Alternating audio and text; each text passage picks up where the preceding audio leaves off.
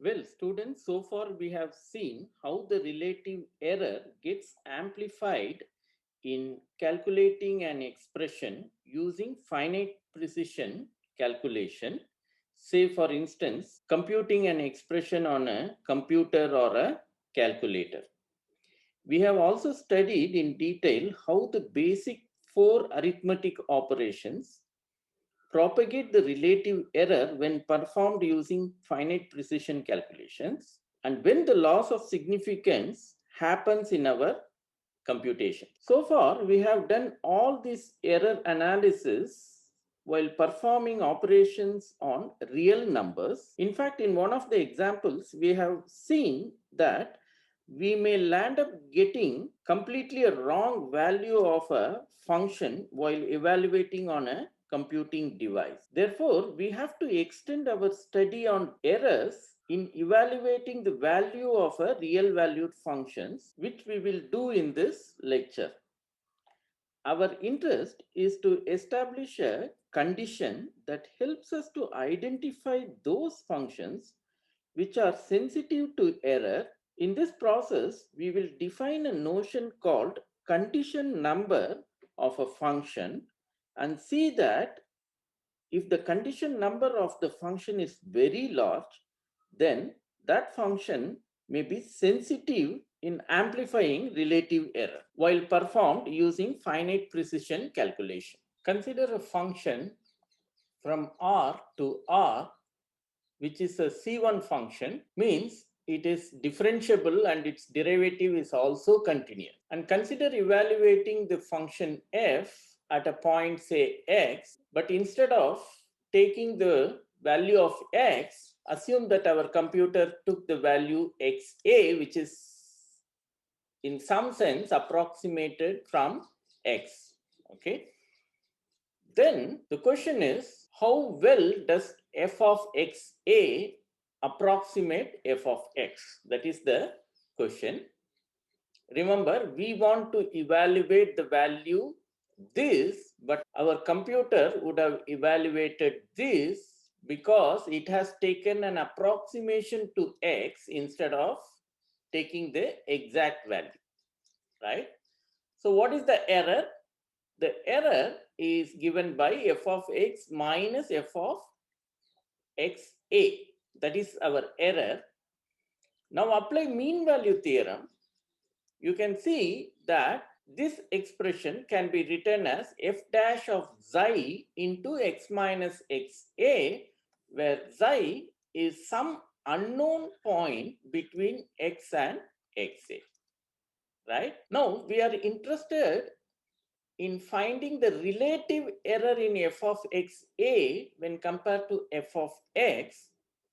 It means what? We are interested in this value. Recall that this is what we have defined as the relative error involved in f of xa.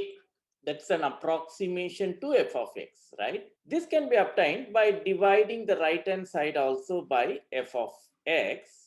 Assume that f of x is not equal to 0. And hence we see that the relative error involved in f of xa when compared to f of x can be taken as this expression, right?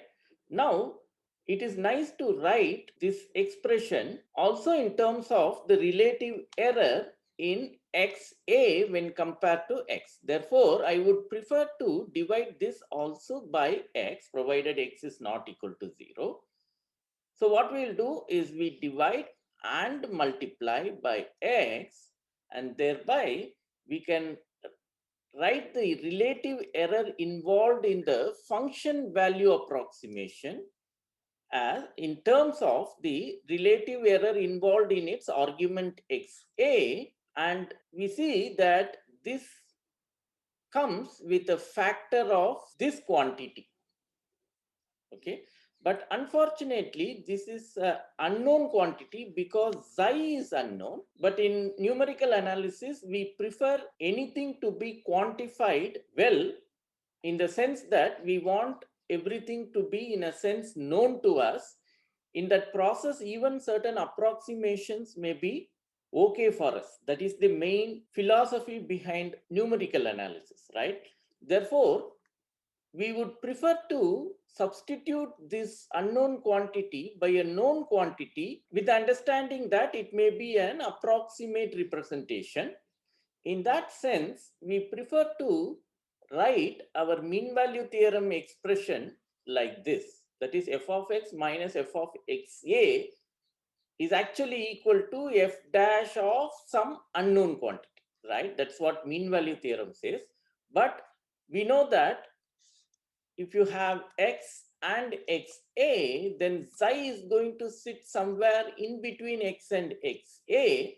Given that x and xa are very close to each other, this is very small, psi will be very close to both x and xa. Therefore, you can substitute any one of these in the place of psi, and thereby you can make this expression known to us. This is only an approximation. That is why I put approximately equal to. I choose to take x instead of psi, and thereby we consider this expression instead of what we get from mean value theorem.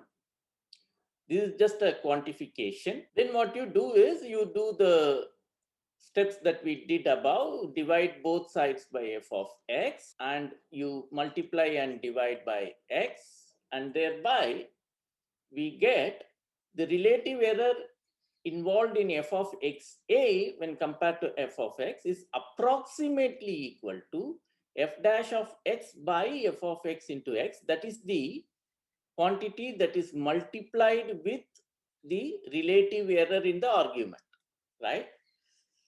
Now you see, this may be very small, say 10 to the power of say minus 10, which is very small.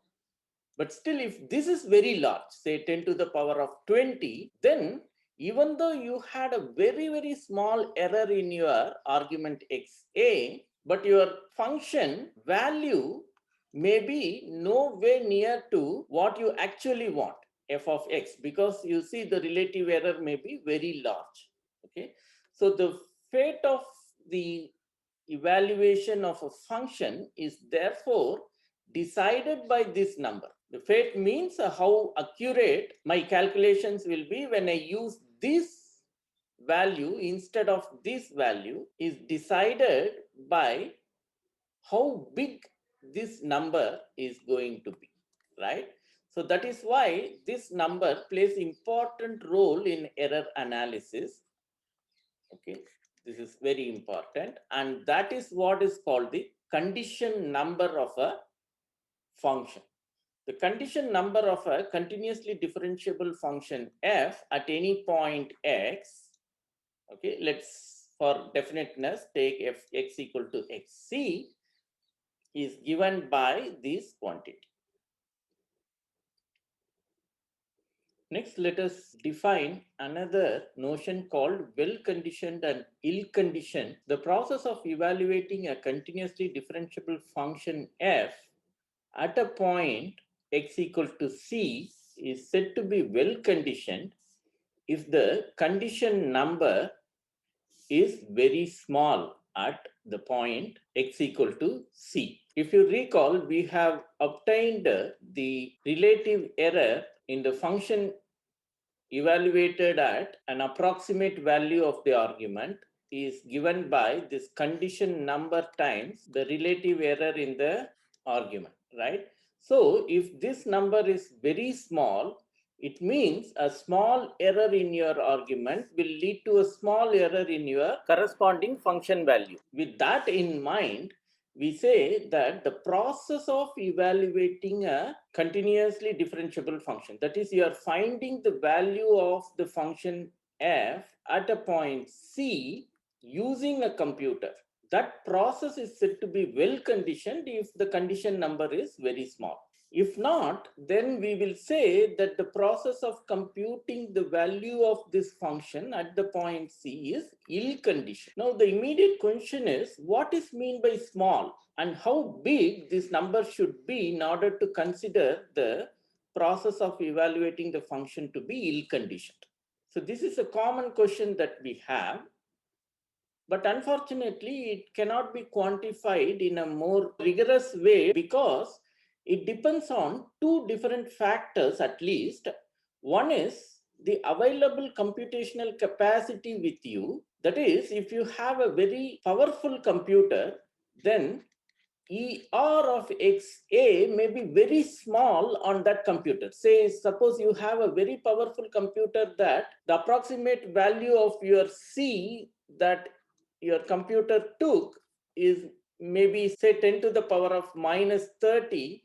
And if your condition number is the value of the function on a computer which takes the approximate value of C with relative error is say 10 to the power of minus 5, then on that computer your relative error here will be still 10 to the power of 5, which is very large, right? So therefore, for one computer, a function with condition number 10 to the power of 10 may be very small, whereas the same function on another computer may be very large, okay, depending on how well your computer can handle the approximation of the argument. In other words, how nice its finite precision calculation will be. If it has a large precision calculation capacity, then even a large condition number may be okay for us. So we cannot in general quantify what is small and what is very large. And also it depends on the application that you are working with. So for instance, in many finance model, even 20% error is considered to be okay for, whereas in certain other applications like finding the path of a missile, even 1% error may lead to disasters. Okay, so therefore the condition number small or big depends on these two factors. So we a priori cannot fix certain number as big or small in this case. However, one thing one can very clearly see that if the condition number tends to infinity as x tends to c, then clearly we will say that the process is ill conditioned. On the other hand, if f dash of x by f of x into x is say less than 1 in a small neighborhood of c, then surely we can say that the process of evaluating such a function is well conditioned. So these two extremes we can clearly say. In any other instant, it's not very clear how to quantify the small or big of the condition number to conclude that the process is well conditioned or ill conditioned. From the examination point of view, if we ask you to check if the process of evaluating a given function is ill conditioned or well conditioned, mostly I will take care that either this condition is satisfied or this condition is satisfied, so that there is no ambiguity to conclude that the process is well conditioned or ill conditioned. Or even sometimes I may give some number, say 2, 3, 10, like that, and say that if the condition number is less than, then it's well conditioned, otherwise it is ill conditioned. So I will specify that number in the question itself from the examination point of view. Let's take an example. Consider the function f of x is equal to root x for all x in the interval 0 to infinity. Now our aim is to see whether the process of evaluating this function on a computer is well conditioned or ill conditioned. How to check that? Well, we have to find the condition number first. Note that f dash of x is 1 by 2 into root x, and therefore the condition number of f is given by f dash of x divided by f of x into x, which is nothing but 1 by 2 for all x in the interval 0 to infinity. Well, there is no ambiguity to conclude that the process of evaluating square root on a computer is well conditioned, irrespective to whatever may be the x that you give in the interval 0 to infinity. So from the way we have derived the condition number, you can see that the relative error in obtaining root x is going to be only half the relative error involved in its argument x. So it's a nice function to be evaluated on a computer. You need not worry about it, irrespective to whatever may be the x that you choose in the interval 0 to infinity. That's the conclusion that we can make from our condition number analysis on this function. So we conclude that the process of evaluating the square root is well conditioned. Let us take another example, f of x equal to 10 by 1 minus x square, and we consider this function for all real number x. Now let us try to see whether the process of evaluating this function on a computer is well conditioned or ill conditioned. Again, we'll go to find the condition number of this function. You can see that f dash of x is given by this.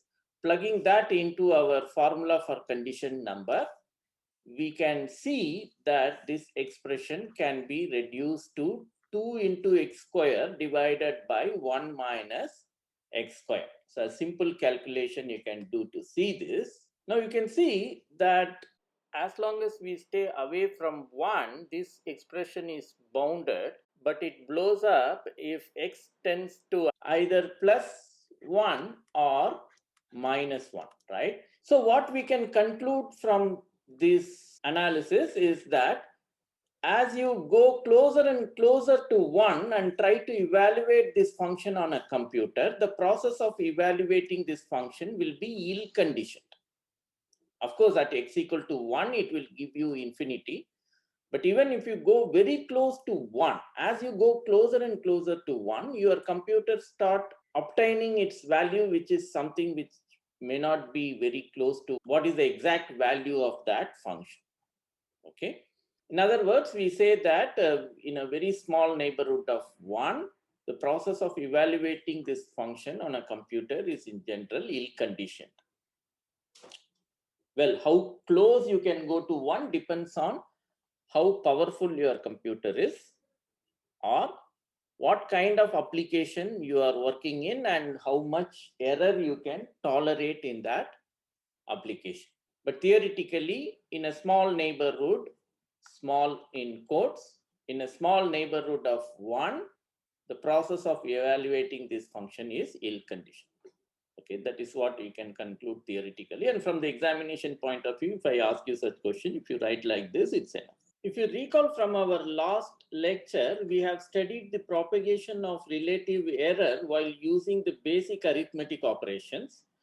From this study, we can understand that whenever there is a subtraction, we may expect the process of evaluation may be ill-conditioned. Let us take this interesting example. Let f of x equal to root x plus 1 minus root x for all x in the interval 0 to infinity. What do we think about the condition number of this function? Is it going to be very large or very small? Well, in our last lecture, we have worked with a similar example where we have taken f of x is equal to x into root x plus 1 minus root x and calculated the value of this function at x equal to 1 lakh on a 6-digit rounding calculator, and we found that the value of this function was no way close to its exact value. With that experience, we will surely guess that this function is also going to be bad when we go to evaluate it on a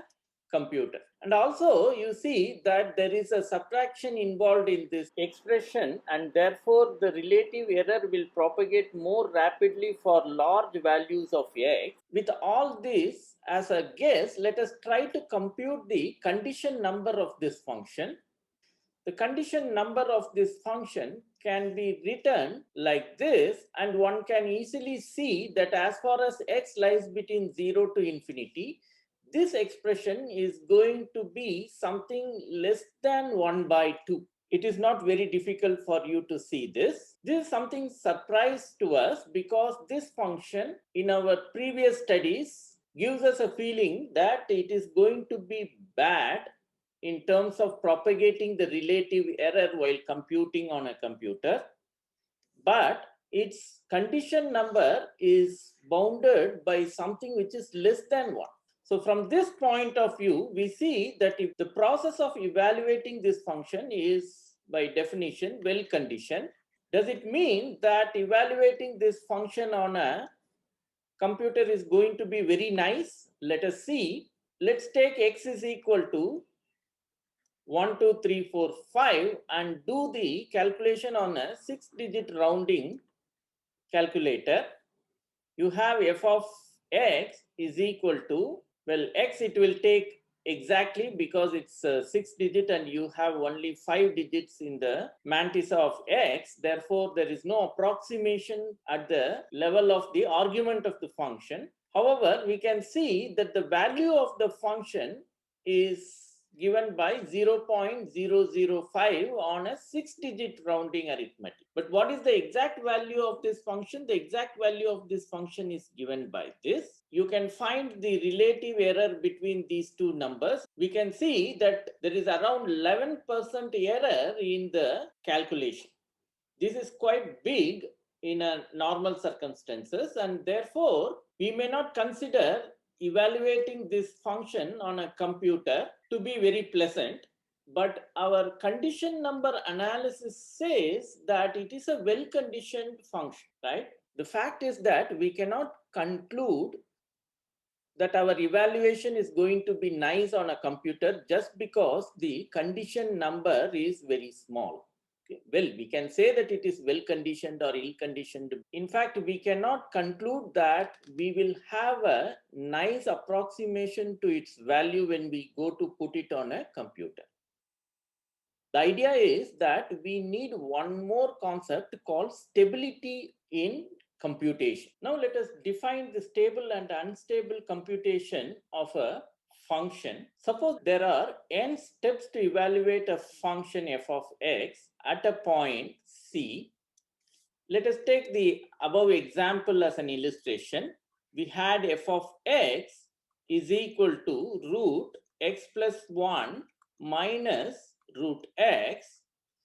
Let us just see how a computer will break the evaluation of this function into different steps. First, it takes the value at which it wants to perform the calculation, that is x equal to c. Let's call this as x naught, and that is our step 1. And it goes to compute x plus 1 with x as c. Let us take that as our step 2. That is going to be x naught plus 1, that is c plus 1. Then the step 3 is going to be root x1, right? You give me a value of x1, I will find the square root of x1. That is the third step. And then it goes to find the next term, root x, that is going to be root x naught. Now you have the value of root x plus 1 and you have the value of root x. Now you will find the difference between these two, and that is your fifth step is just x2 minus x3.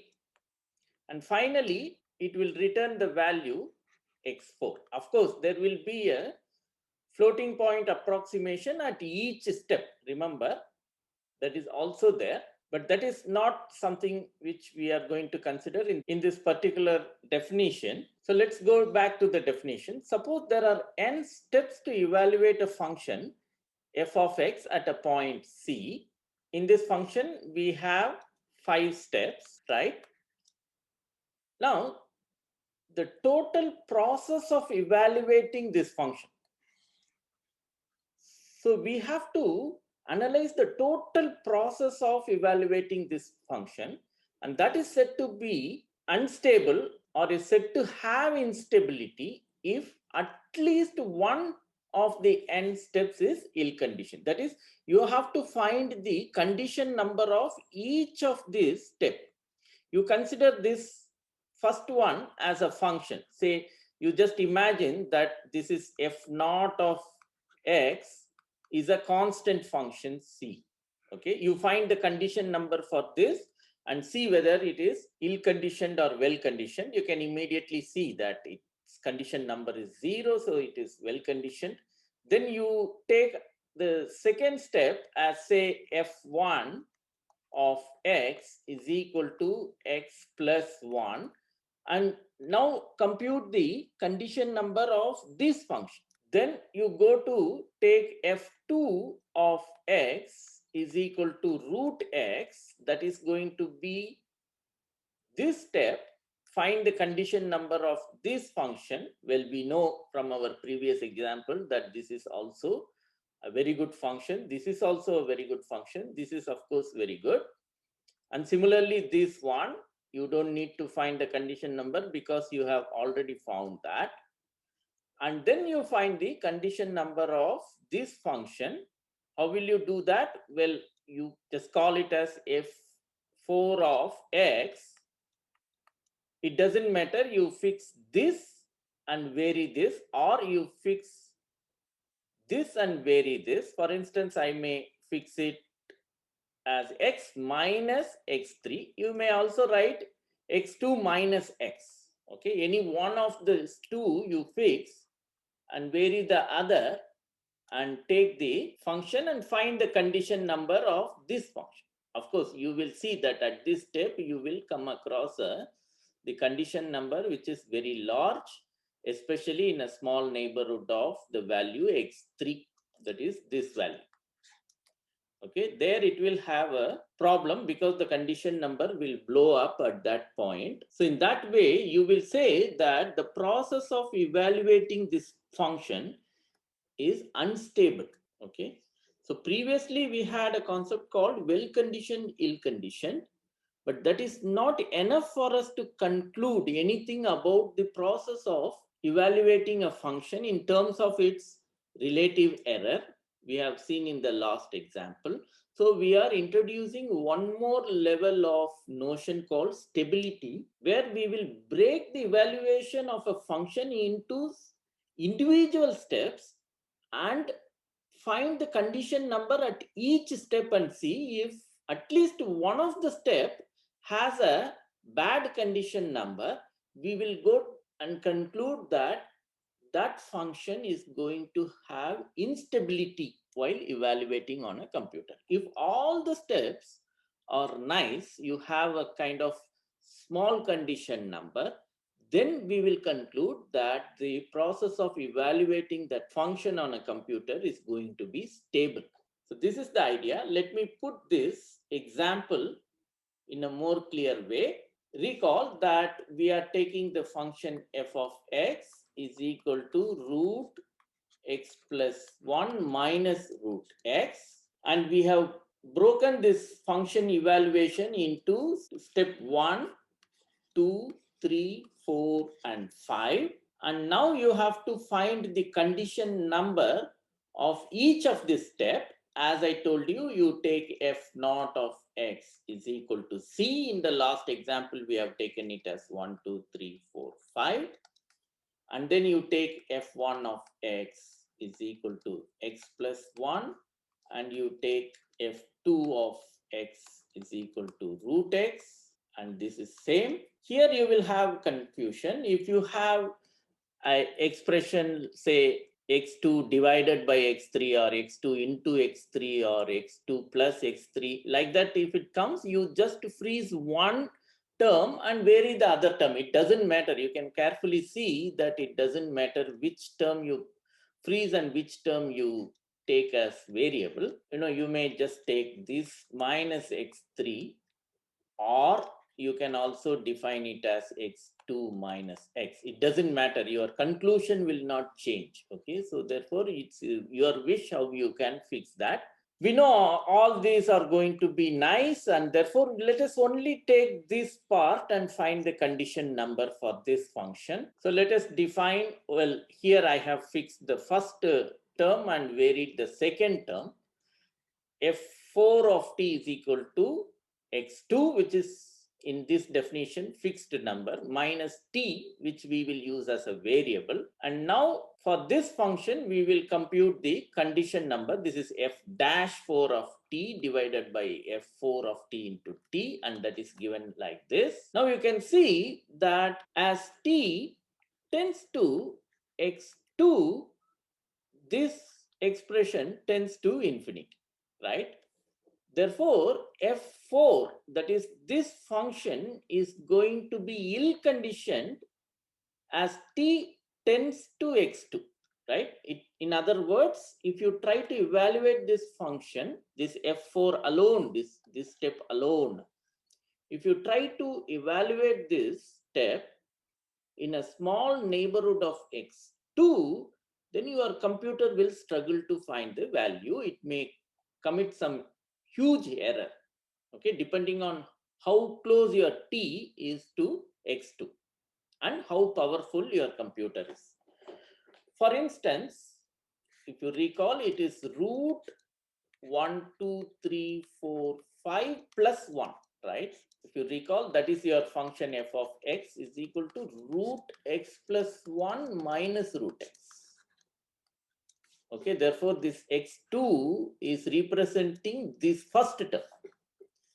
Therefore, it's this, and that is, I think, very close to this number. You had, in our last example, we have seen that it is 0.005. The condition number for this is actually, now if you just plug in all these values, t equal to this and x equal to this, you will see that this term, the value is going to be 22,222. In fact, you can find the condition number of f at the point 1, 2, 3, 4, 5 also. And you can see that the condition number of this step alone, that is this x4 alone, is 40,000 times bigger than the condition number of the original function f itself, that is this function itself. So the above process of evaluating this function is unstable. So finally, who decides whether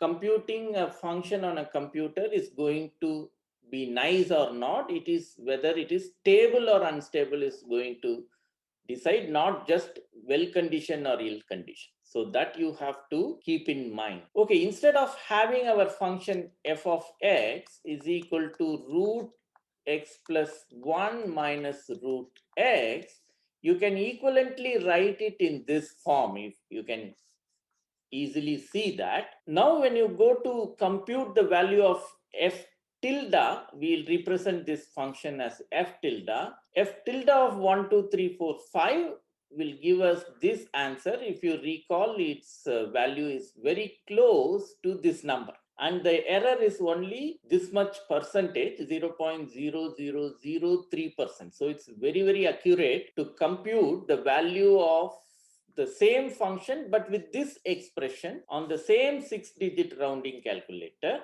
We got a very good approximation. Now let's go to find the stability for this function. Again, you have to break the evaluation of this function into individual steps. Now I hope you can do it. The first step is to take the value at which you want to find the value of the function. Then it is, I'm breaking this term x0 plus 1 and then taking the square root and the second term square root. Now I am adding. Previously it was subtraction which caused problem, but now we have only addition, right? So therefore I have this and then 1 by x4. If you recall from our previous lecture, division will not propagate the relative error very rapidly, provided if the input is with a reasonable accuracy, right?